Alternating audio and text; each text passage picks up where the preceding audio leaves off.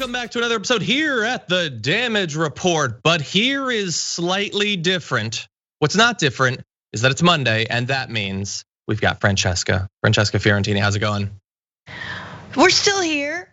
I haven't moved. You've moved. You look, I mean, you have a different background. Oh yeah, I mean, I was shamed out of my other background. I liked it. There was just a lot of hot glue. It's there.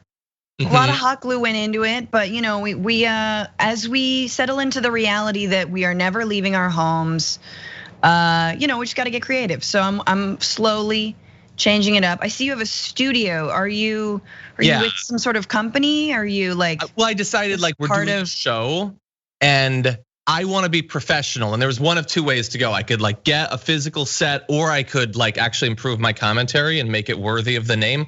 That's complicated, but we've got this. So I'm back in the studio. We're being very safe. There's literally no one else in the studio. So the way I'm thinking of it is, phase one of the lockdown for TDR was we're all individually in our homes and we can't leave because it's the apocalypse.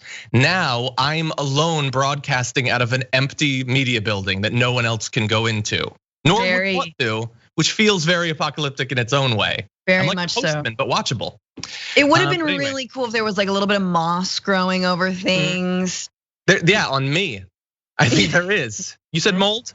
But anyway, no, I brought some of my games, so it's not a total break from the past. And yeah, I'm sitting here by myself. It's a little bit weird, but I think it's gonna be fun. And I'm glad that you're here with us. Good to be here. So we've got a lot that we're gonna be talking about today because of course, this is the start of the RNC. It's the morning, but Trump's already speaking on day one of his convention. So we're gonna go through all the ways that the convention is off the rails. We'll have that for you very soon. But in addition, we have some really tragic news involving Jacob Blake and another just totally needless instance of police brutality. We've got an update on what Republicans think about COVID. That's always been fun as the death count has risen. Vaccines and Trump's reelection. An interesting little nexus that might meet between those. And Kellyanne Conway, we're gonna bid her adieu by looking back over some of her highlights and lowlights, so that should be fun. But yeah, just getting ready for the week. It's gonna be a rough one. What are your expectations? Are you ready mentally for it? Trucks.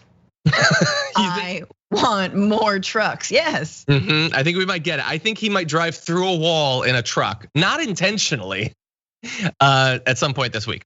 So, and for everyone who is already, sitting with, oh my God, there's over 5,000 of you already watching. Okay, well then answer me this. Why are there 600 likes? You slackers. See, they say that we're slackers, millennial leftists and all that. You Zoomers, those of you who would like to Zoom but can't because it's broken, let's hit the like button. Come on, let people know that this is active. The algorithm is not gonna algorithm itself. But anyway, with that, why don't we launch into our first topic, Francesca? Do it. Okay, it is day one of the RNC, sort of. It's a convention, but it is not like any RNC before. And I don't mean that it's digital, like how the DNC was different. Obviously that was different. We live in Mad Max times. No, this is different in far more ways. So first of all, in terms of ethics, the president is gonna be delivering his speech. And this quote says speech. Turns out it's speeches live from the White House after being forced to scrap plans to deliver the address to a large audience in Jacksonville, Florida because of the pandemic. He'd prefer to be in front of an audience. I'd prefer that he took the pandemic seriously. So we each did get what we wanted out of this. So not only is he gonna be doing it from the White House, which no president has done, considered a violation of ethics. You're not supposed to do that, but it's Trump, he's gonna do whatever he wants. He is, get this, speaking every day of the convention. He's already speaking now. And I know this only because I happen to be on Twitter and Brett tweeted he was talking on day one of his convention about how many TVs there are on Air Force One. Yes. Oh, we're gonna hear so much about sharks. So much about sharks and water pressure. Do you think he's gonna do the water pressure? Oh, he's got to, because at this point, he is a parody of a parody of a parody of himself. He's living in a world of his own parody. And he knows that even though that was like that's a hit, that's a classic, that's like the top 1% for Bernie, except fascist and scary. Yeah, I think it might have been too easy of a question to ask if he's gonna do the water pressure. Obviously, he's gonna 1, 2, 3. Obviously, he's gonna do that. The question is, and I want everyone in the chat to answer this, yes or no. Does he do the water pressure literally every day? Does he? Because there was a reporter who was like, is he just gonna cover the same information every time? Have you watched him? Yeah, no, that's all he does. He has like a couple of rotating bits, but mostly it's to script. And this is why, if you want to see something new out of Trump's repertoire, you don't want to see him drinking water with one hand. You know what we have to ask for. Show us the big boy pants. Show us that they exist. What are they? Are they Jockey Hanes? Are they Bonobo? Do they make underwear? Not sure. What's the bulge about? Give it to us. Hashtag show us the undies, RNC 2020. Yeah, oh God. I'd prefer if you did not, but sure. Skip, I'm gonna jump ahead to the big picture. So another thing that's different about this convention, when they announced the big speakers, not just the online grifters like the guy who totally didn't do anything wrong at that protest with the Native American activist, or the couple that you only know exist because they pointed loaded weapons at totally peaceful protesters. Not those, I'm talking about the serious people. They announced 12 originally. Let's bring this up. You'll notice half of them are Trumps. And I'm not even counting one of the girlfriends who hypothetically would boost it even more. Wait, I think she's up there, right? Well, she's speaking anyway. So half. Now, like we've talked a lot about the party becoming a cult of personality and Trump effectively ruling over like a tin pot familial dictatorship. But this is making it a little bit obvious that not only is Trump gonna speak every day, but a lot of the other people are gonna be various Trumps, even Tiffany's are gonna be speaking there. It is just Trump from floor to ceiling. I can smell it already. That's just in an image of the people who still pick up his phone calls. Like that's it. The people who actually, yeah. The people like send a voicemails to everyone else. Those are the people who are like, fine. Like, yeah. Those are just, and it's so funny because remember the rising stars, we're being promised rising stars. Yeah. That is the dude who smirked down a Native American protester. Totally. And like the couple who came out in their khakis with weapons, semi-automatics and stuff. Yep. Like, they're rising stars. And there's gonna be some OAN people, obviously, yeah. I mean, is the really crazy one gonna be there? I wonder the one John Oliver talked about. Anyway, so a few of the funny notes about the cast. That Candace Owens didn't get a spot. That's kind of funny. And then, so I saw on the full list of who's speaking today, the first name I saw was Charlie Kirk, which is funny. And then I saw, and I swear to God, I didn't know he hosts a show every day. Did anybody know that? They said it's like, I've literally never heard that he hosted a show. I thought he just did that, the fake college grifty thing with the right-wing billionaires. He hosts a show. I feel like it sounds something like, why are girls like so, anyway, we'll be right back.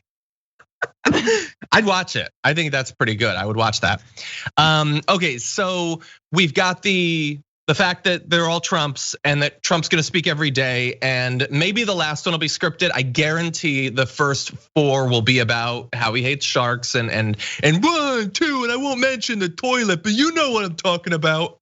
And also, so one of the big things that happens at these conventions, because remember, these are very traditional things stretching back hundreds of years. And there's a lot that has to get done there that really doesn't make any sense to a regular person, but that's what happens there. And one of those things is passing a platform. Remember last week when the Democrats passed theirs and it was garbage and we hated it? Well, the RNC decided we're not gonna risk turning off our voters anymore. We're just not gonna have one. Literally, they're not gonna pass a new platform. I'm not joking or exaggerating. Their party platform is effectively, we enthusiastically support the president's America First agenda. They don't give more details of why or what that is because they can't. It's just whatever Trump babbles about every night this week, that's what we support, I guess. Yeah, they explicitly say like there's an no underlined, like, brackets. what Trump will mention is what we stand for. And this is, but it's okay. Two things. One, that reveals that party platforms aren't always that important, right? Apparently. I mean, they are for if you want to actually gather a base up, get some support. I know that on the Democratic side, there's been good discussions and fights over the Democratic Party platform, whether or not the Democrats even make good on that platform. That's what I mean. That's what I mean when I say like, how much does it really matter? But it sets a course for your entire party. I think maybe they just haven't gotten it back from Russia yet. Like Putin's still like crossing the I's or dotting the T's, because he's got it backwards. And it's Cyrillic's a different alphabet, honestly. It's very different. But like, this is the thing is like, the party has been laid bare for exactly what it is, which is a massive transfer of wealth to the already wealthy. That's all it is. And this is their Trojan horse, idiot populist with a red hat on and lots of bronzer, and that's it.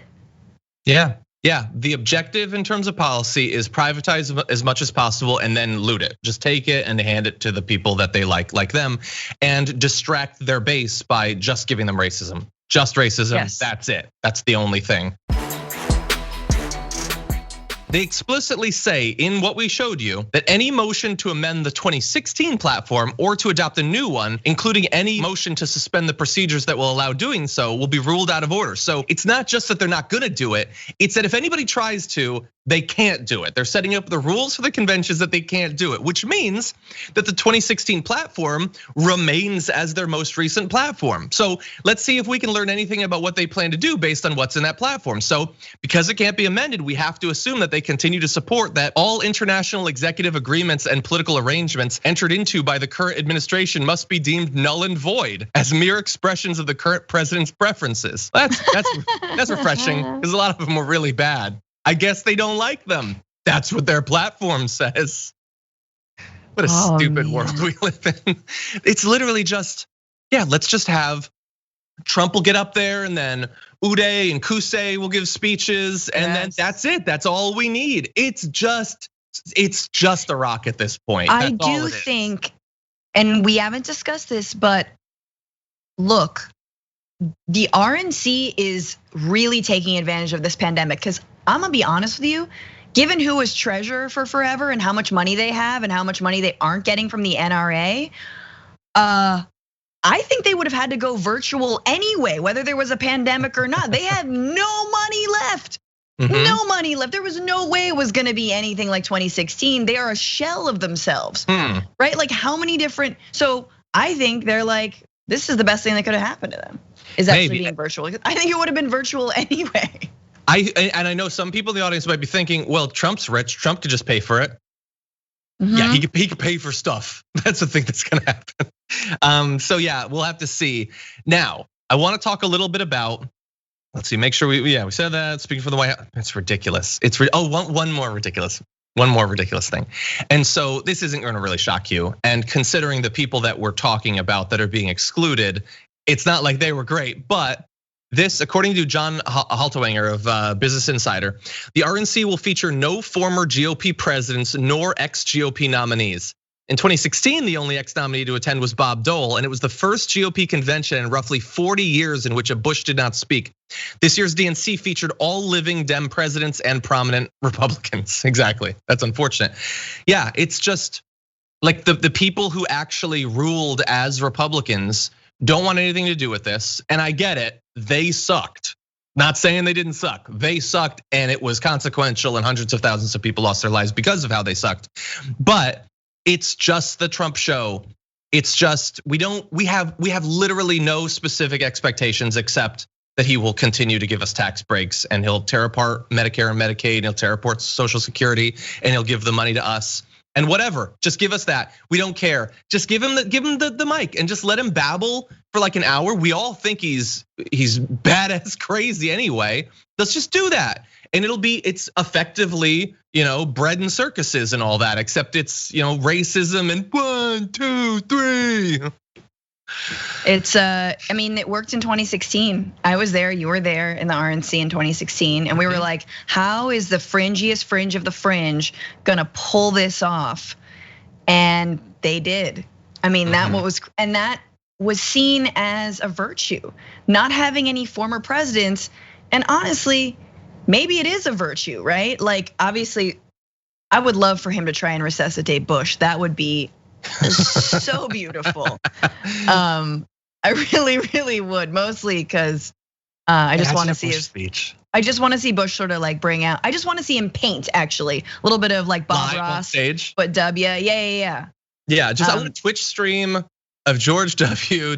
like painting. Yes. No, it would be a weird throwback to hear him speak. I haven't heard him speak in literally years. You know what? And I do not miss him. I'm not someone who's like, oh, Bush was better. No. Definitely. But hearing his voice, I think I would either go immediately into shock and like just like start having a seizure, or like be a little bit relaxed. It was terrible. I mean, I know. I think you got tapped into politics earlier in life than I did, but my awakening was in the thick of the darkness of the Bush years. So no, I'm not one of those people that's gonna forget that. But there are aspects of it I'd prefer, aspects that maintained a little bit of my sanity. We need to talk about a relatively new show called the Republic, or UNFTR. As a Young Turks fan, you already know that the government, the media, and corporations are constantly peddling lies that serve the interests of the rich and powerful. But now there's a podcast dedicated to unraveling those lies, debunking the conventional wisdom. In each episode of the Republic, or UNFTR, the host delves into a different historical episode or topic that's generally misunderstood or purposely obfuscated by the so-called powers that be, featuring in-depth research, razor-sharp commentary, and just the right amount of vulgarity. The UNFTR podcast takes a sledgehammer to what you thought you knew about some of the nation's most sacred historical cows. But don't just take my word for it. The New York Times described UNFTR as consistently compelling and educational, aiming to challenge conventional wisdom and upend the historical narratives that were taught in school. For as the great philosopher Yoda once put it, you must unlearn what you have learned. And that's true whether you're in Jedi training or you're uprooting and exposing all the propaganda and disinformation you've been fed over the course of your lifetime. So search for UNFTR in your podcast app today and get ready to get informed, angered, and entertained all at the same time.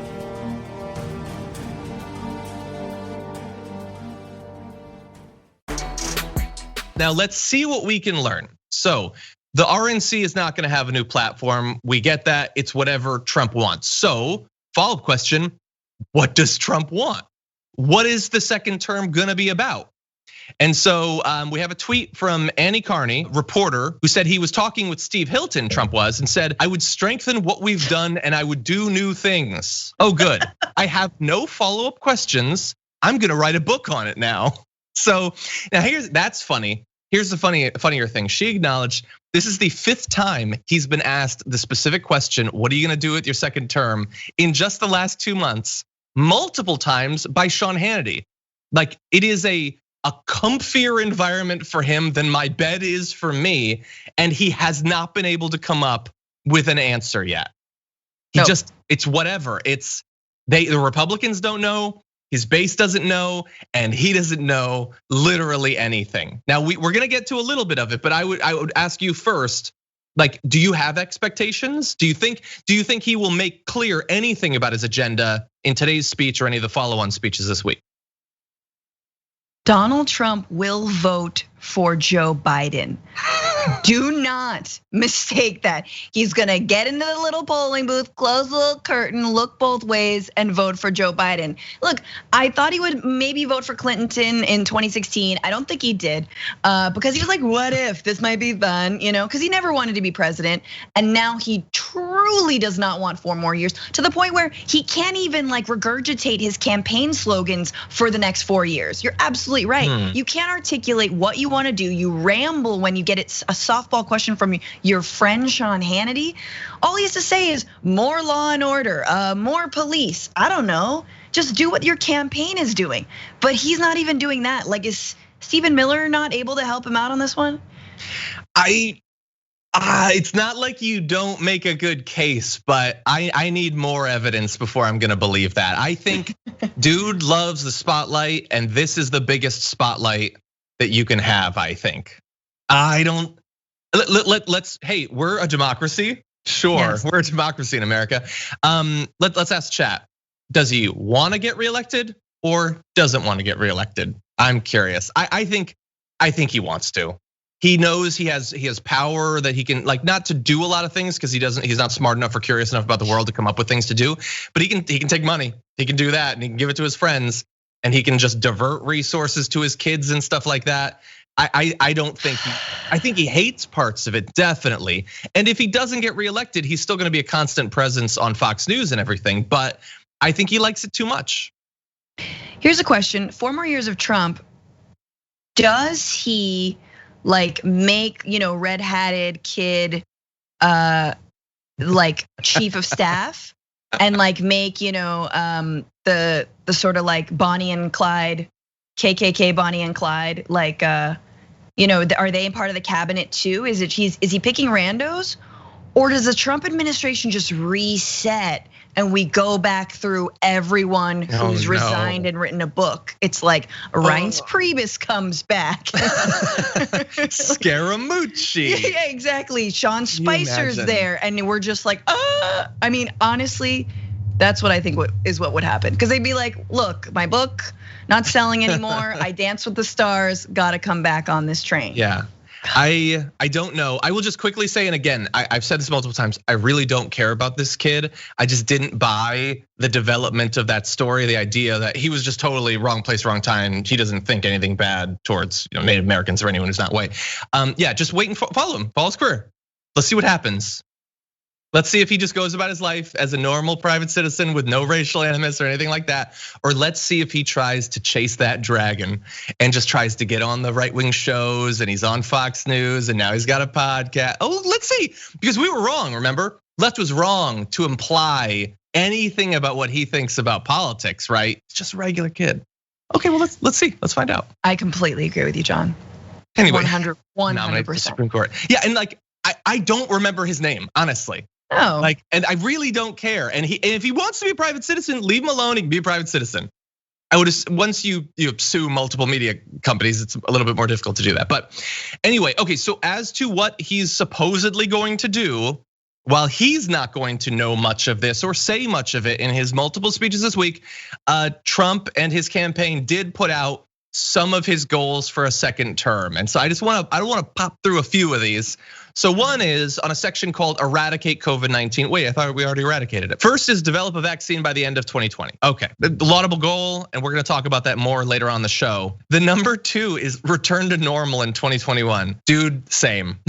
That's my goal too. That's all I want. And then like things like making the supplies available, refilling stockpiles. Dude says every day that it's not his job, it's the governor's job. Well, stop implying that you're gonna suddenly, be some sort of leader when you've been passing the buck for months at this point. No, if you did the failure, you don't get to suddenly imply success for things that you hypothetically would do someday. That whole section is basically, give me a vaccine. That's it. That's the whole thing.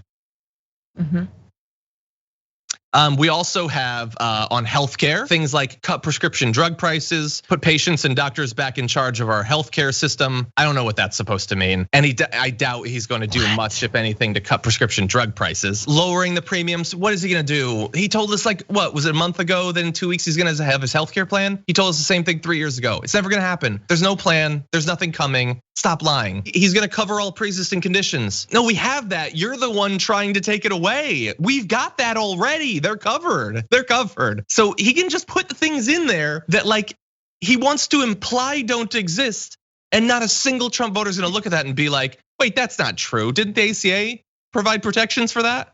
We're gonna get rid of child labor. They've been in the coal mines for too long. Like, you're absolutely right. I mean, healthcare is a really interesting one. And this is, of course, where I get mad at the Democrats for not pushing harder.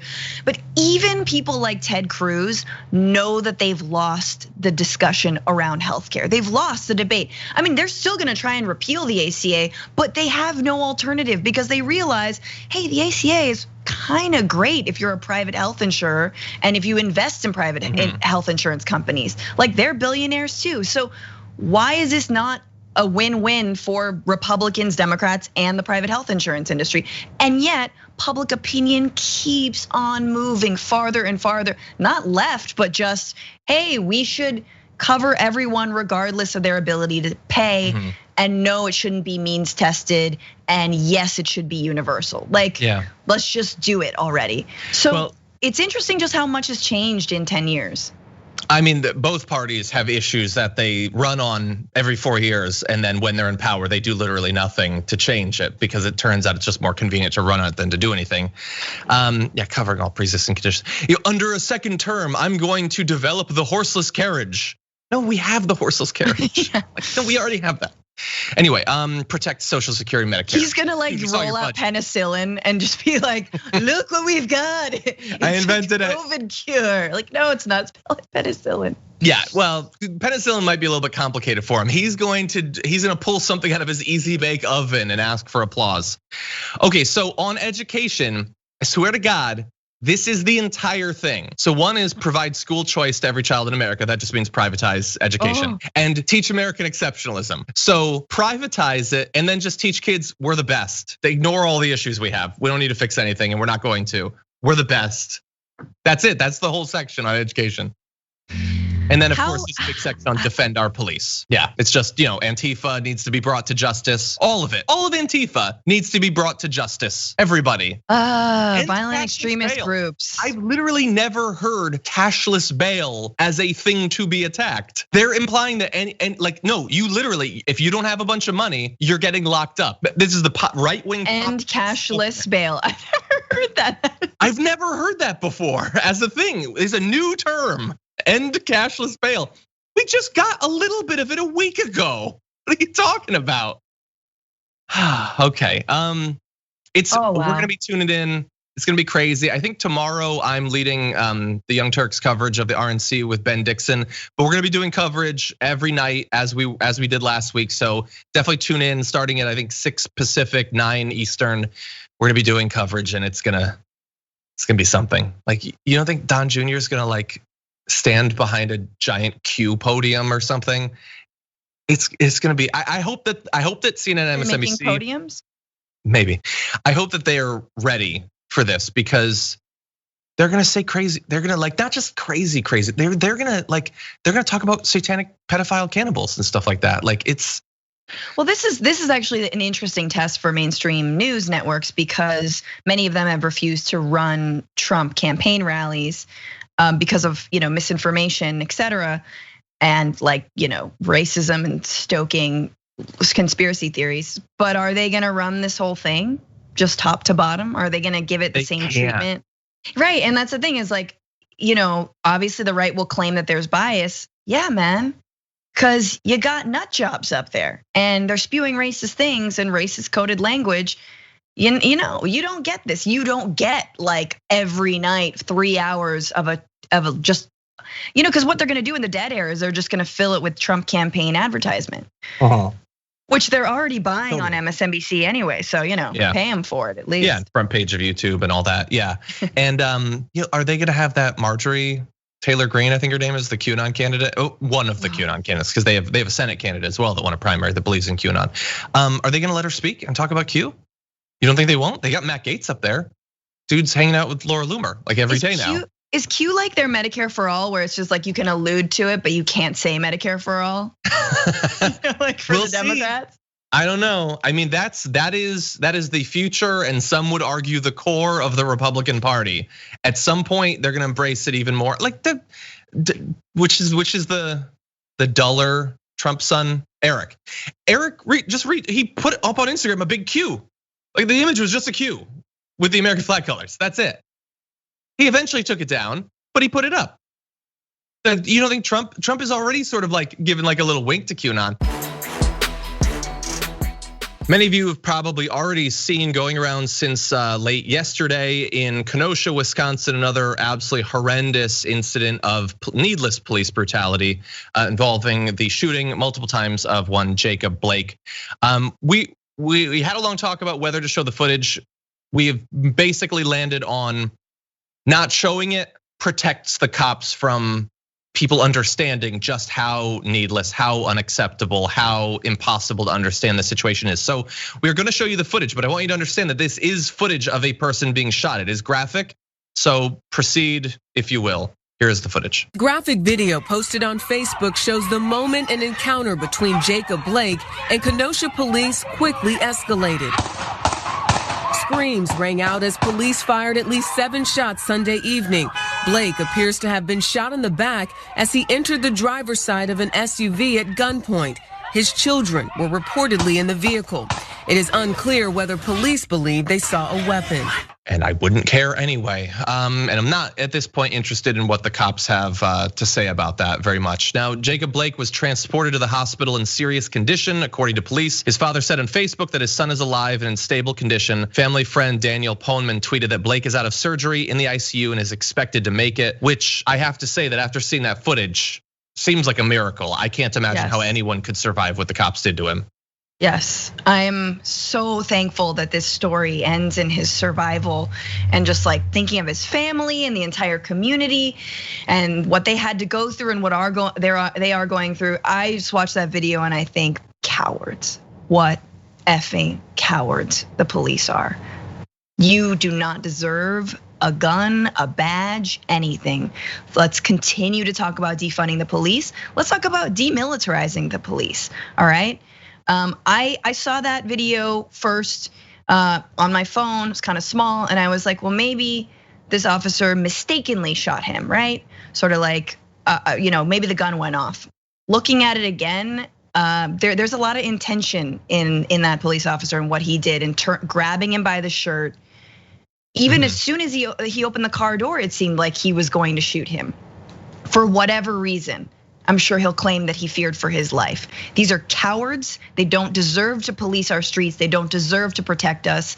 And absolutely, we can't forget the racism that is involved in shooting a man in the back while his family is watching. Yeah, I couldn't agree more.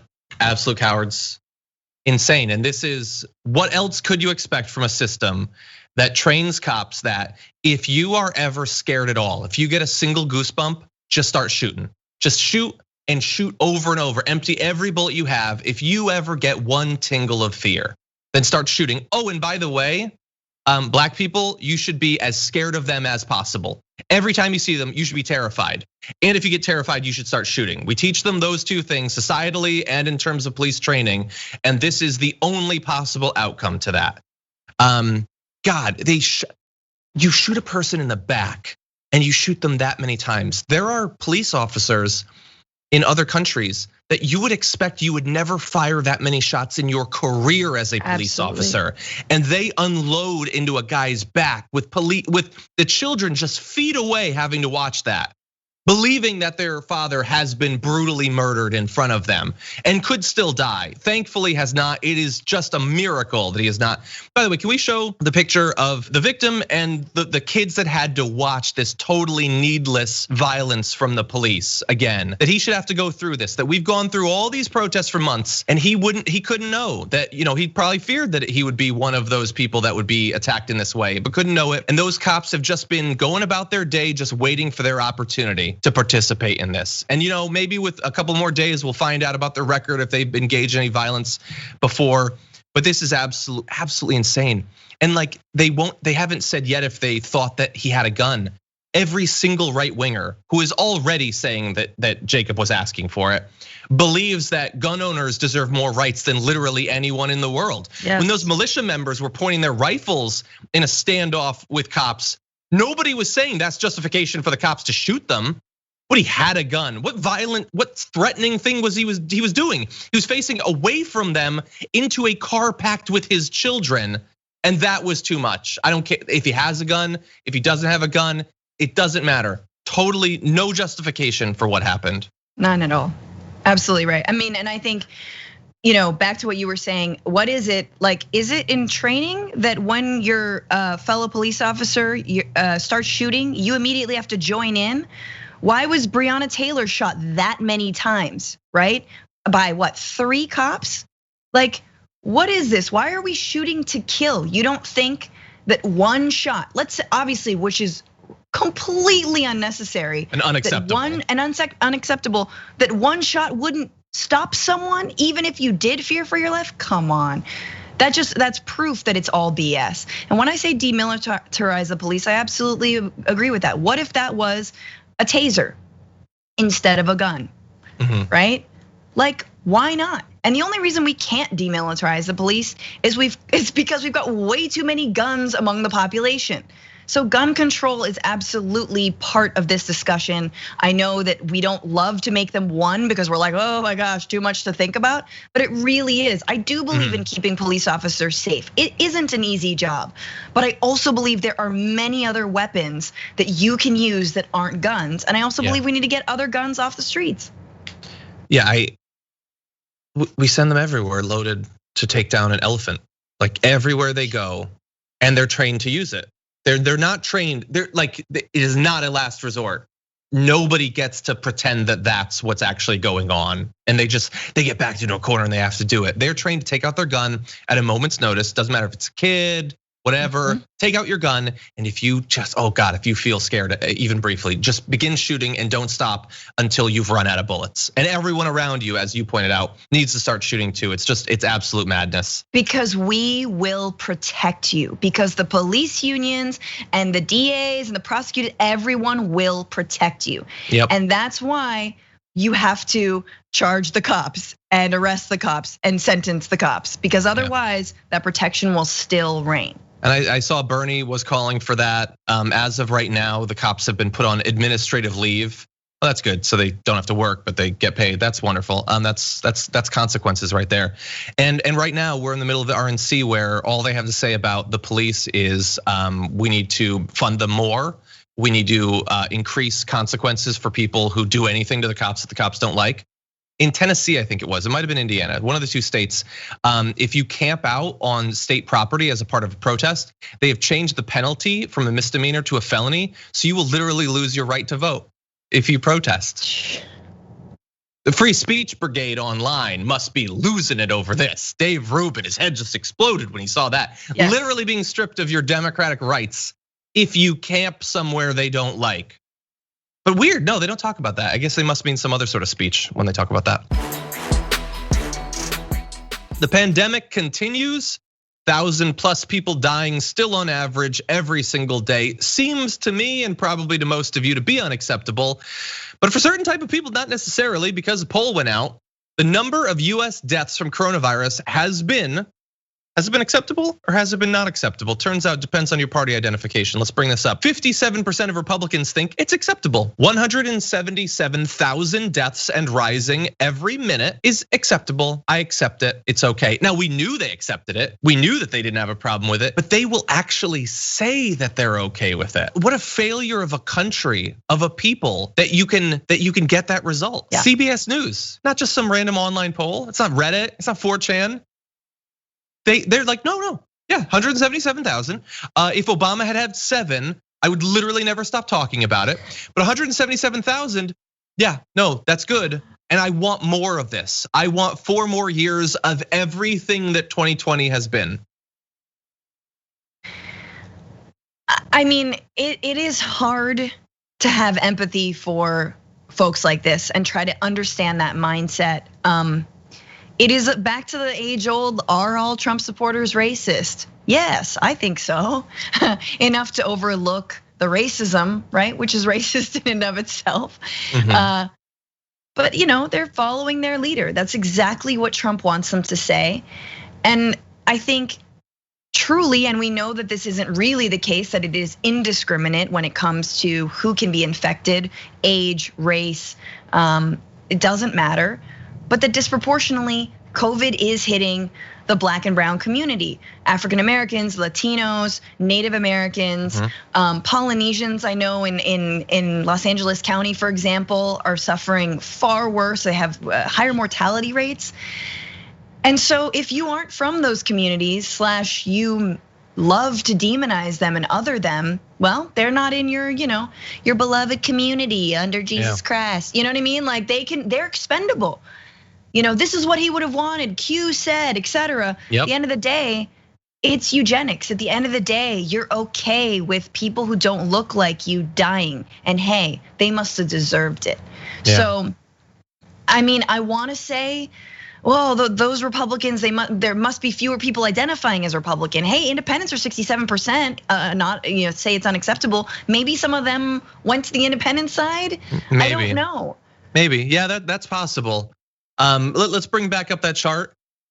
Because 10% of Democrats are like, yeah, no, I accept this. Oh yeah, a lot of people died, but yeah, no, that's okay. I'm okay with that. 1 in 10 Democrats. I mean, I guess 10% of anyone will say whatever you want, and yes, okay, so 43% of Republicans say it's not acceptable. Are they not merciful? I ask you, are they not merciful? Honestly, I mean, but this is the thing with like, oh, well, only 3% of the population would die. That's like 3 million people, right? Or whatever the math is, it's millions and millions of people. Are you okay with that many people dying, including potentially your own family? Yeah. I mean, it's only a small percentage. What? More than every foreign war we fought. A Vietnam plus a Vietnam plus an Afghanistan and like 85 9/11s. Yeah, it's like 85, it's like 3 Vietnams. I don't know if I will remember to bring this graphic back every time. But like, just fill it in mentally for yourself. When I refer to it not as a party, but as a death cult, this is what I mean. They're okay with us all dying. They're fine with it. 57%. We have failed worse than any other country, and we're more okay with failure than any other country. I look at this. I know it's boring and people stop watching when I talk about the nature of reality and whether we have a good grasp of it and whether we care about what we believe is true is actually true, right? That's abstract, it's removed from people's lives. 75% of Republicans say the US is in better condition than it was 4 years ago. They didn't say that in January, they said that now. 2020, all the jokes, worst year ever, right? Am I right? Worst year ever? No, 3 out of 4 Republicans are like, this is better than 2016. Now I'll grant you 2016 sucked, but the unemployment rate is like twice as high. The economy's destroyed, right? Don't they talk about how we have to recover? 1,000 people are dying from a totally needless pandemic right now. They say it's better than it was. And Trump deserves credit for that. I agree he deserves credit for the state of 2020. But man, 25% of America at large says it's better off than 4 years ago. What is our world? What is left to us at this point? Can a country be insane? Has a country ever had the collective delusions that ours is suffering under? Consequential delusions. Yes. I think that, look, once the myths of this country become so fragile, they get more and more shrill. I mean, I think we can, that 25%, I'm looking at Fox News directly, right? Like the folks who say that things are better, I'm looking at Fox News directly. And when you have more and more people in agreement that we need things like Medicare for all, we need things like, accessible or tuition-free college, that we need to have our debt relieved, when it comes to going to school, that we need better education, all the things, that we have to rein in climate. Once there's more consensus, there's the other side will be shriller and shriller and shriller. Once we start to talk about, hey, maybe, we haven't really reckoned with our history of slavery. Oh, you're anti-American, so this, it makes sense. It makes sense that, they are leading the charge for people of lemmings off the cliff. So yes, I think it gets shriller. It's darkest before the dawn. It's shrillest before the dawn. And I hope we get to that dawn. Jeez, oh God. No, that's enough news for now. Donald Trump has been on a storm talking about the FDA and vaccines, tweeting over the weekend, the deep state or whoever over at the FDA is making it very difficult for drug companies to get people in order to test the vaccines and therapeutics. Obviously, they are hoping to delay the answer until after November 3rd. Must focus on speed. Oh, I bet you do, buddy. And saving lives. Okay, so the FDA is the deep state, and they don't want a vaccine because a vaccine would help Trump. So they are willingly pushing it off so that more people die to hurt Trump. That's what he's saying.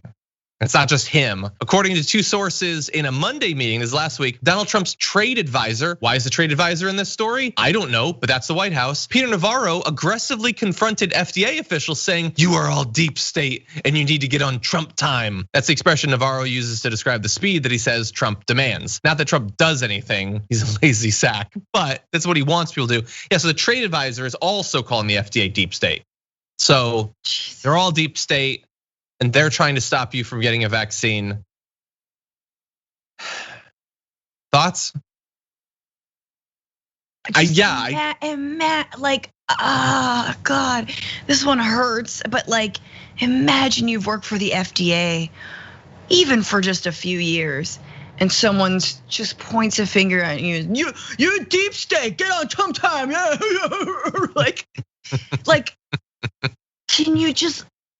Like you can't, you want to, this is the whole, the age old question, right? Do you stay and try to do good, or do you leave and or get fired because you're not able to do your actual job?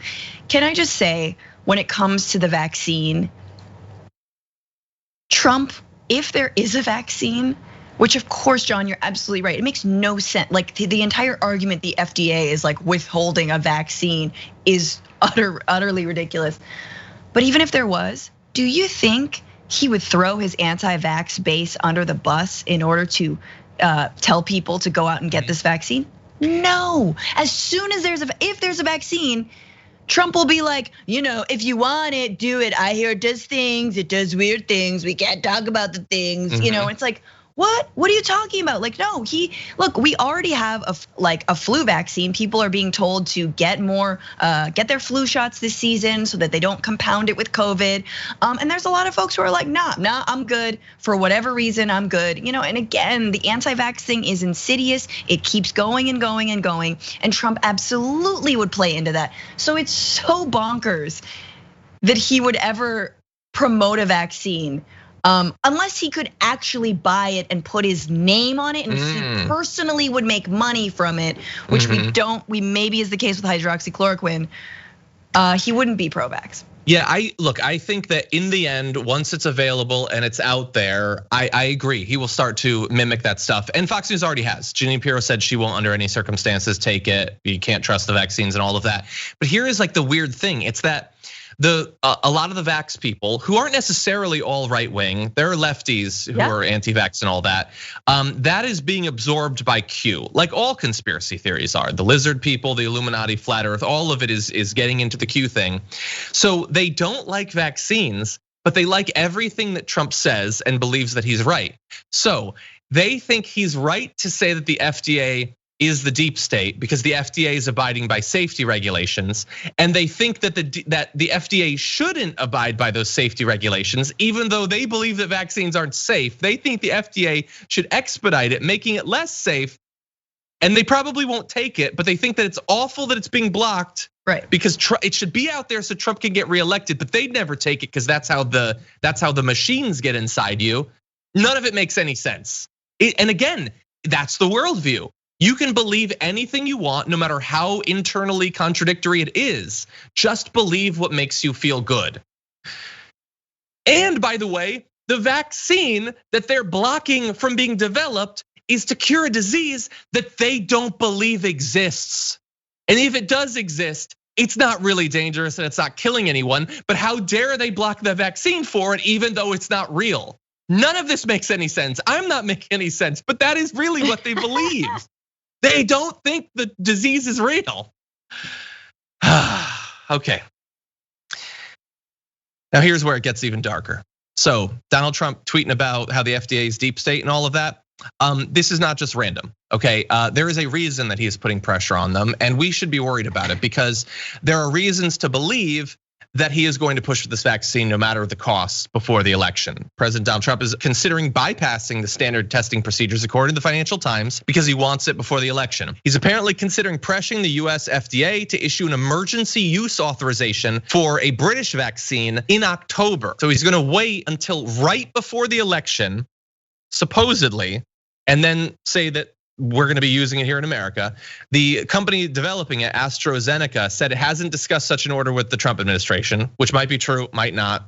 We'll see. The British vaccine appeared relatively safe, to its credit, in a study of 1,000 patients reported in The Lancet late last month, though with several side effects. But here's a significant caveat. It's still not known if the vaccine prevents COVID or even lessens symptoms. So it turns out it doesn't appear to kill you, although it provides some side effects. We just have no idea if it does anything. So why not rush it to market? And it could be months before they do the larger trials on a larger population of people to see if it actually will prevent that. But we can't wait for that because it's got to be rushed out 2 weeks before the election to provide a boost to Donald Trump. That seems to be the plan. Look, they will sell beet supplements that, what's the former NRA chick who's currently hawking? Dana Loesch, I don't know. Whatever her name is and however I'm supposed to, like, she's hawking them. You got Alex Jones on the supplements. Milo, my favorite moment of last year, I think it was Milo taking those supplements on Alex Jones's show. So good. I like beets. I could get behind that. I like beets, but roasted. Like if you could just make the vaccine in roasted beets, would love it. Little goat cheese, little arugula. That's how it gets to the lizard center of the brain faster. Oh, right. But anyway, yeah, no, they're like, as soon as I read this, I was thinking, well, yeah, no, of course. What, because what is he not going to rush a vaccine out right before the election, like in the week or two before the election? Why? Because it's unethical? Because it's dangerous? Because it's dishonest? What does that have to do with literally anything in American politics? He's 100% gonna do that. He's 1,000%. I understand that's not how percents work. He's totally gonna do that. And I just hope that Joe Biden and his campaign are planning for that. Because there's no way now that that's not going to be the October surprise. Maybe we invade Iran too, I'm not sure about that. But definitely they're announcing a vaccine. Whether it ends up coming or not, he could announce a week before the election that we're giving emergency use authorization to that AstraZeneca thing. AstraZeneca could come out the next day and say they've literally never talked to us about this and it's not ready to go. So what does that have to do with anything? What, because people will realize that he was being dishonest? No, it'll swing 1 million votes in a few swing states and he'll win. I'm terrified of this now. I don't know, maybe I'm overthinking it or underthinking it, I don't know. But I think he is totally gonna do this. And America, above all, just wants to go back to the froyo place. And so this will be a very powerful, albeit 100% dishonest message in the closing days of the election. I'm worried he's gonna give people like held out into the last minute, and then Congress and the Senate is just gonna pass, enhanced unemployment benefits again, even more relief, paycheck protection, et cetera, right before the election. That to me is what I'm more worried about, but it's true that sort of like his base potentially is more interested in miracle cures than anything else. A lot of things, look, the October surprise, who knows? Who knows? I don't know. It's exciting. I can't wait to find out. Yeah, no, they should pass the enhanced unemployment right now. Would it help Trump? Probably. Good. It would also help the people who are out of work. Yes. Pass it right now. I wish that they would. Doesn't seem like that's much of a priority. I mean, obviously the Democrats took the last week off, and now the RNC is taking the week off for the reality show. Nothing looks like it's going to happen anytime soon. Kellyanne Conway is apparently on her way out. Nobody saw that coming. I saw a tweet that with the Bannon announcement and now Kellyanne Conway, the writers of this whole thing are really wrapping up those plot threads in the last few months. But Kellyanne Conway is gonna be gone. And she sent out a message saying, I will be transitioning from the White House at the end of this month. George is also making changes. We disagreed about plenty, but we are united on what matters most, the kids. Our 4 children are teens and tweens starting a new academic year in middle school and high school, remotely from home for at least a few months. As millions of parents nationwide know, kids doing school from home require a level of attention and vigilance that is as unusual as these times. Yeah, why are these times so unusual, Kellyanne? No, you don't want to be more specific? And George tweeted, so I'm withdrawing from Project Lincoln to devote more time to family matters, and I'll be taking a Twitter hiatus. Needless to say, I continue to support the Lincoln Project and its mission passionately. So that's the parents. We'll get to the rest of the family in just a minute, but Kellyanne Conway is gonna be leaving. We're gonna say goodbye to her formally with a video montage later on, but what do you think, Francesca? Did you see this coming? Please tell me there's, I will remember you. Exactly. Did not see this coming, but I gotta say, I do not like Kellyanne Conway. Obviously, she is the griftiest of the grifters, and has made me actually feel crazy, like physically ill and crazy at the same time. But like their therapist, their family therapist is doing a very good job right now. Like this is what they've needed to do. She's still been in this marriage with George. Now the kids, are getting a little lefty. I think we've seen some of that. And so maybe Antifa. No, but this is the thing. It's like, I think, is it wrong to say I'm kind of happy for this couple that I don't have any personal connection to and actually don't really care about? And like they're both Republicans, like who cares? Why? Yeah. But like good for them on a family level of like, hey, we're gonna maybe take a break and like work some stuff out because we've been publicly fighting for a very long time. And our personal lives have been dragged out into the public sphere. Let's reclaim a little bit of that. Yeah, I guess in an abstract sense, I wish this couple the best. Marriage is difficult in the best of times, and thanks to Kellyanne Conway's work, in no small part, we're not in the best of times.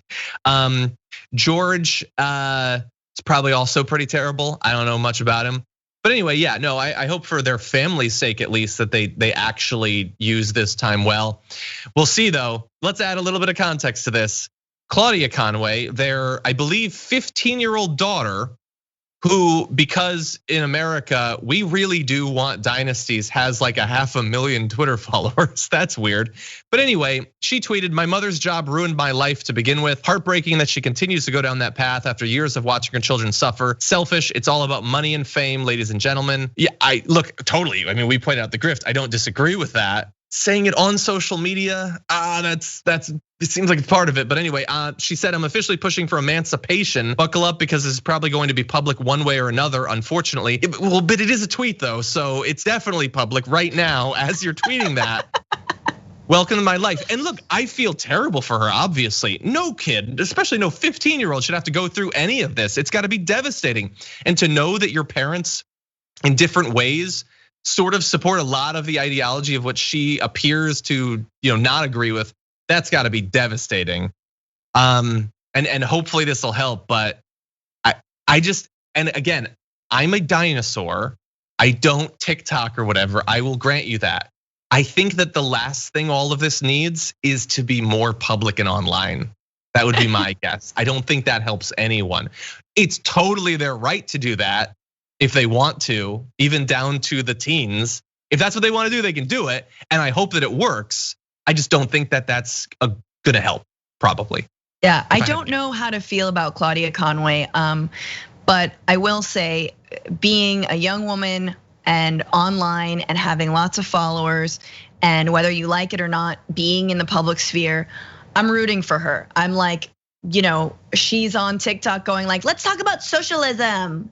Like she really is, and I'm like, let's talk about socialism. Yeah, I agree.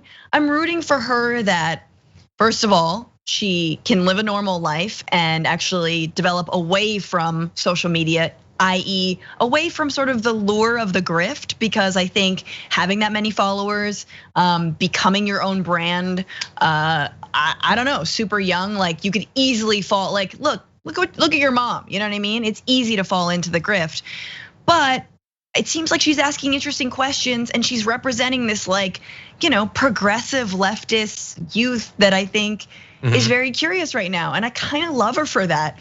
Yeah, totally. So she must be upset, of course, that like her mom's like, because there's only thing worse than Kellyanne Conway being in the Trump administration is Kellyanne Conway being in your own home. That's gotta suck. Be careful what you wish for.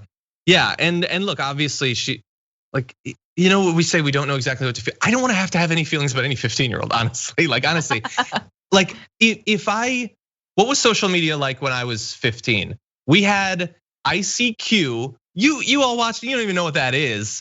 And we had AOL Instant Messenger. That was as public, and I think I had a GeoCities page with a message board or like a guest book. That's all, and a ticker for when someone went to the site. I wish everyone the best, including Claudia, especially because she seems far more left than the rest of the family. So clearly she's the best of the family. Having 500,000 followers or 1 million followers or 5 million followers, I don't know that any teen can not be significantly affected by that in ways that are probably not going to be universally good. You could do it. You could totally do it. And there's lots of famous young people that have that on TikTok, on Instagram, on YouTube. That's been YouTube for literally years. None of this is new, but I do have a lot of worries about what, like, you can't, like, people in their 30s that become famous really fast are ruined by it most of the time. I don't know. We'll see. Kellyanne Conway is going away. We might not get much more Kellyanne Conway, so we thought we would just do a little bit of a walk back through some of her notable moments. So our producer, Marissa, put together this mashup. Take a look. Don't be so overly dramatic about it, Chuck.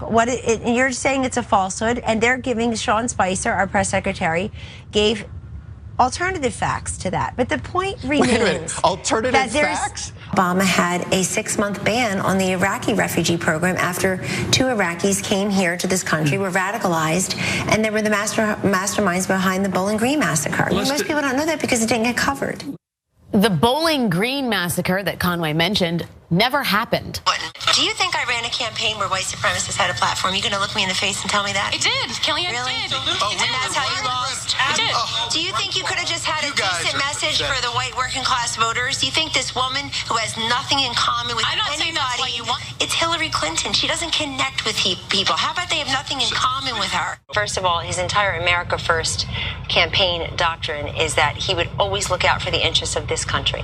And North Korea and the rest of the world would know, Charlie, that President Trump and Vice President Pence aren't messing around with anybody who's trying to threaten our lives. He'd do about North Korea if they had the capacity. Would it be diplomatic or military response? He would make sure that they would never use it. How? He's not going to reveal all of his plans now. He's made that very clear. And maybe somebody can ask him in a debate. Did that? Can you imagine what we would say to them? I'm not going to bring my kids into this. I will. If my kid did something like that, it'd be a really tough day. But look, an iPad you have to listen to what the president-elect has said about that. Why don't you believe him? Why does everything taken at face value? 62% of Americans, according to CNN's polling, said Hillary Clinton can't tell the truth about anything, and yet Who was right behind her in that she analysis? was given the benefit of the doubt here constantly. When? You can't give him the benefit of the doubt on this, and he's telling you what was in his heart. You always want to go by what's come out of his mouth rather than look at what's The only thing that's in his heart is Filet-O-Fish. We know that. Yeah, that was in reference to him doing the physical mocking of a reporter who has a physical disability. I don't care what's in his heart. There's nothing in his heart. It's ash. It's waste in his heart. He was mocking a guy for his physical disability. Literally everyone knows that. I don't think that it's bombastic to say that Donald Trump is far and away, whatever word you want to apply, the worst, the biggest, the most hyperbolic liar that we have ever experienced as a country in public office, in a public position. No one lies worse than Donald Trump. Anyway, God, she was good at her job, I guess, because she would just keep going no matter how absurd it was with her collusion, delusion signs and stuff like that. But she was just a massive, massive liar. And I kind of wish that she had not been put on so much over and over and over. Gosh, absolutely. Keeps having her on. That was one of the best SNL sketches, was calling Kellyanne Pennywise, and Kate McKinnon playing Kellyanne. So good. She had a good one. Stalking Jake Tapper, like, why do you keep having me on the show? Have me on. I have to say, I've never seen someone with such a small brain, like just with so little to work with, do so much. I mean, I don't think she's necessarily not smart. I'm just saying, like, her worldview is this. She has this much to work with in the Trump administration, and she did a lot with it. She spun the Trump administration in a bazillion different ways, backwards and forwards, left to right. Like, she truly was able to do a lot when it came to lying for this president. So honestly, better than I think I've ever seen. Whereas Sean Spicer sort of like froze up and didn't know what to do. Kellyanne just kept running her mouth and was able to do a lot. My favorite part of that was, are you saying that like we gave a platform to a white supremacist? That couldn't be what you're saying. Yes, that's exactly what we're saying. And you did. Totally, yeah, and she expected, well, no, we're all super polite to each other. So if I just make it about me, are you gonna say that to my face? And so I'm glad that whoever that was said, yeah, no, you totally have, and you will continue to, and it'll only get worse. I also loved the little throwback where she's like, I'm not gonna bring my kids into this. Yeah, but you are though. You're gonna bring your kids into this. Yeah, bye. Bye, Felicia. Good. Now, I guess more of the weight passes to Kayleigh. Let's see if she's up for it. To shoulder all of that lying on one person, that's a big ask, but she does seem to have no soul. So I think that she might be up for it. Anyway. He is the North Korean of the United States propaganda machine, Kayleigh McEnany. Lying. I believe in her. It's a death cult of personality. That's all it is. The lies that she would tell for him. The chief of staff said Trump reads so much that I have to read late into the night to keep up.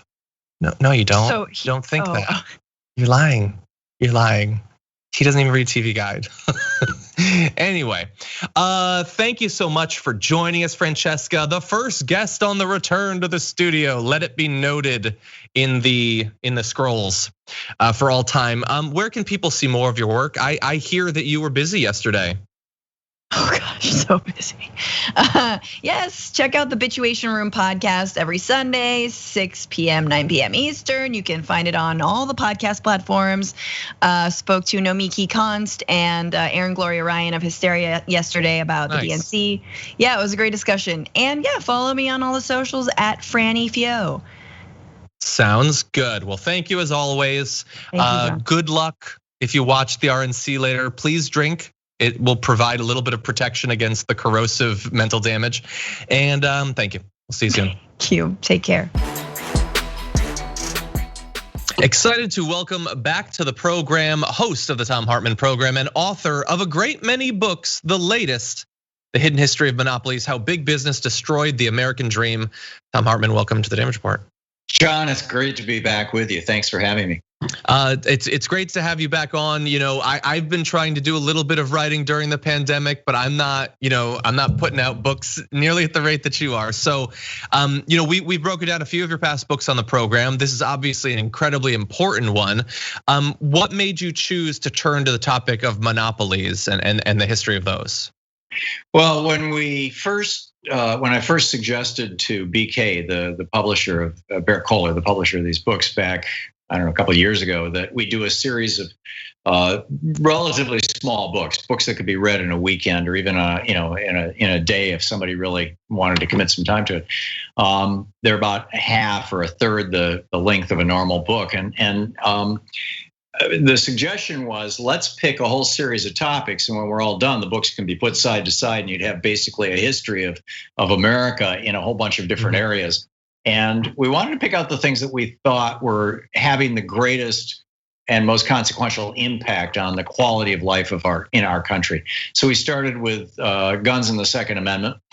From there, we went to the United States Supreme Court and the ways that they have basically been screwing America aggressively since the 1970s, and what can be done about it. And then from there, we wrote this last book about which you and I talked about the hidden history of the Republican war on voting, and we're living that right now. And then monopolies. The average American family is paying about $5,000 a year, every year, in what I call a monopoly tax. It's not actually a tax. It's higher prices that we're paying because of monopolies. Internet, for example, and most developed countries offer high quality, high speed internet, typically 1 gigabyte up and down. South Korea, Japan, Taiwan, most of Europe. For $20 to $35 a month. Here in the United States, it costs more than twice that, and the quality sucks. Why? Because we have basically a small handful of companies that control the internet. Wow. For our country. That's just one small example. You add up all these examples, from pharmaceuticals to hospitals to the food services to hotel. I mean, pick an industry. They're all monopolized. Airlines, and the average American family is paying $5,000 a year more than they should just because of this monopoly situation in America. That is absolutely amazing. A significant chunk of their entire income. It's a great example you provide. I mean, my internet is at least 5 times that average that you talked about. That's hugely consequential. And of course, I wanted us to focus on, we have to talk about the history of this, how we got to this place, how monopolies interact with and influence governments. But for a lot of people, I think it might be very easy to think of monopolies as a thing of a past time in America. Surely that's not something that we need to deal with. But I would say even, in the time that you're writing this book, I mean, there have to be a lot of new concerns about certain sorts of monopolies developing in the tech industry, social media. We have a lot of conversations as a country about those sorts of things. So what are some more of the ways that monopolies influence outcomes for American consumers and workers? Well, first off, as companies get bigger and bigger and gain more and more dominance over their industries, in addition to size and wealth, along with that size and wealth comes political power. An airline as large as United or American can easily buy hundreds of members of Congress with basically their entertainment budget, with chump change, and for example, and do so in any state in the union as well. So number one, our entire political process has been corrupted by these monopolies, whether it's the Facebook monopoly or whether it's the airline oligopoly. Most industries, it's not a true monopoly, it's an oligopoly. That is to say, it's 2 to 5 companies that control more than 80% of the industry, all the economic activity.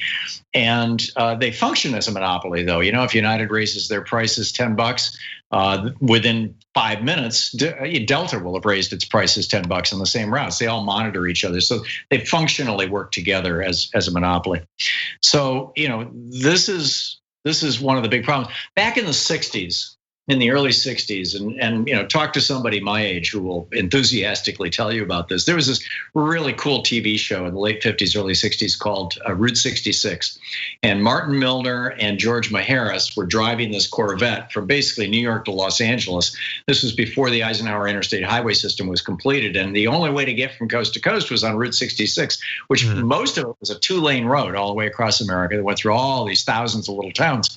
And every week they'd be in another little town, and they'd have an adventure, and you could always tell where they were. If they were in Biloxi, Mississippi, there was the Biloxi Diner and the Biloxi Bank and the Biloxi Hotel, and they were all locally owned businesses, and Jacobson's Furniture and Sam's Dry Cleaners and businesses that have been passed down in families for generations. All of that is gone. If you were to drop out of an airplane from 60,000 feet and just land in any random part of America today, you would have no friggin' idea where you are, because it's the same Olive Garden and Holiday Inn and Marriott and McDonald's and Wells Fargo or Bank of America. And the result of this isn't just the homogenization of America's business culture. I mean, that's bad enough. But that's more of an aesthetic concern. The real concern is that it's no longer possible, or at least as easy as it was prior to the Reagan era, prior to the 1980s when all this changed. It's no longer possible to start a small business. It's no longer possible to hang on to a small business. It's no longer possible to have a family business.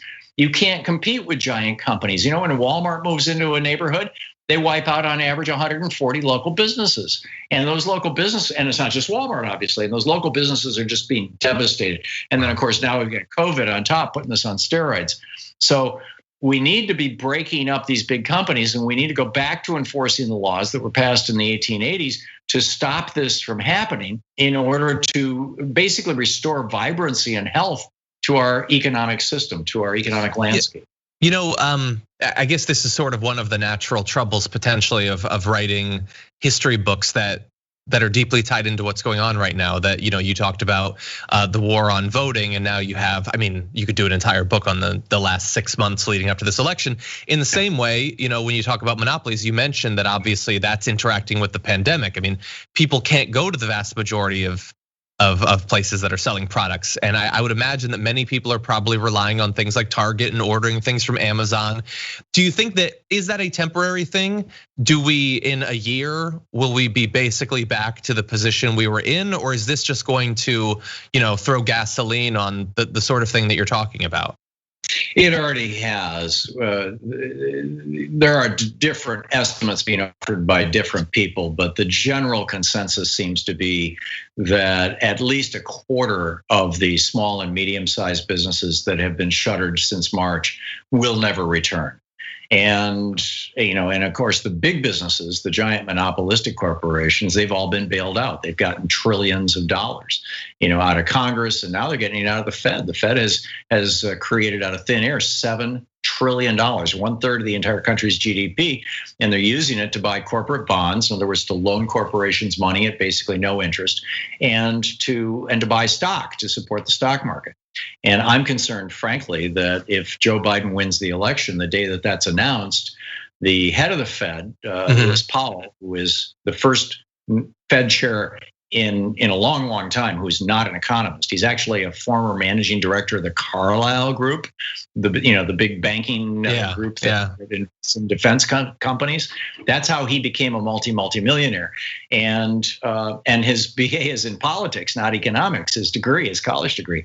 And I'm concerned that the day that Joe Biden gets announced as the winner of the election, Powell will say, okay, that's it. We're no longer going to buy stocks and bonds, which, by the way, the Fed has never done in its history. And there's a whole body of law out there suggesting it's a crime what he is doing, that it's goes way beyond their legal purview.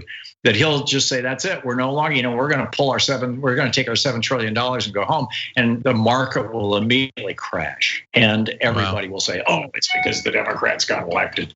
I mean, get ready. No, well, surely the media will make sure that people understand what really happened. Anyway, yeah, that's absolutely ridiculous. Okay, so what you're talking about is obviously scary. I mean, some of it, obviously, we get an idea of the consolidation of these companies and things like that. But the idea that on top of everything else bad that's going on in 2020, that might be accelerating that trend is certainly scary. So is this an inevitability? Are we moving every day? We move another step towards a cyberpunk future of corporations that not only control all trade but government as well, or are there reasons to believe potentially in the experience of other countries that this is not necessarily a one-way street that we're traveling down? We are the only developed country in the world that does not enforce anti-monopoly laws. In fact, most of the pressure for Facebook, for example, to break up or divest itself of things like Instagram is coming from Europe. And the big challenges to Google and Amazon are coming out of Europe. Mm-hmm. So what's going to happen in America as we go into the future is anybody's guess. Historically, though, you look at the eruptions of anti-monopoly furor or fervor or both. One was in the 1890s in response to John Rockefeller. That was the Sherman Antitrust Act. The Clayton Antitrust Act was in the 1930s. Again, in response to the big, the banking, steel, and oil monopolies were reforming. And then in the 1950s, the Antitrust Act of, I think it was 1956. And in 1982 or 83, Ronald Reagan ordered the Justice Department, the Securities and Exchange Commission, and the Commerce Department to stop enforcing those three laws. And so, and nobody has turned them back on yet, but they're still on the books. And so I think at a certain point, Americans are going to say, okay, we're tired of being screwed. We're tired of being, screwed. I don't know how to say it other than so bring it back. And I'm seeing that. I'm seeing more and more books coming out about this. I'm seeing more and more articles. I think if we have a Democratic administration and an overwhelming number of Democrats in the House and Senate at the federal level, you're going to start seeing action on this. It really is the thing that has most damaged workers' ability to have any say in the workplace. The quality of life for consumers, the ability. I mean, we pay more than twice for drugs what any other developed country in the world does. For example, it's because of the drug monopolies. So I mean, people are starting to figure it out. I certainly hope so, because you've done a great job of demonstrating how consequential this is. I mean, I was talking with a friend of mine about, I'm personally very interested in history, and unfortunately a lot of history can feel very divorced from what we're experiencing. But I think that one of the great things about your series is that it is entirely entirely connected to what's going on. And many of the challenges that your history fleshes out are challenges that we are still currently facing. So hopefully people will take a look and learn quite a bit about where we might go from here. The book is The Hidden History of Monopolies, How Big Business Destroyed the American Dream. Thom Hartmann, as always, thank you so much for joining us. Thank you, John. Thanks so much for having me on.